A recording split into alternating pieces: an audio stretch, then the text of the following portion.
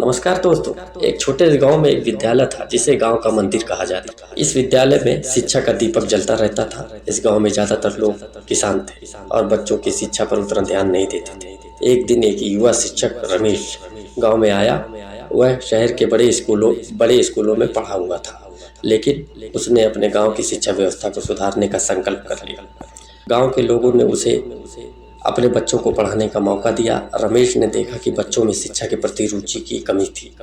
उसने सोचा कि उन्हें शिक्षा का महत्व कैसे समझाया जाए। उसने अपनी पढ़ाई के साथ साथ खेल कूद, कला और कहानी सुनाने का भी प्रबंध किया।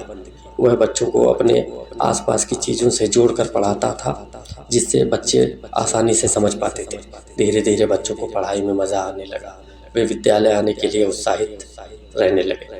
रमेश ने बच्चों के माता पिता को भी शिक्षा का महत्व समझाने के लिए बैठकें आयोजित की। उन्होंने बताया कि शिक्षा सिर्फ नौकरी के लिए नहीं, बल्कि अच्छे जीवन के लिए भी ज़रूरी है।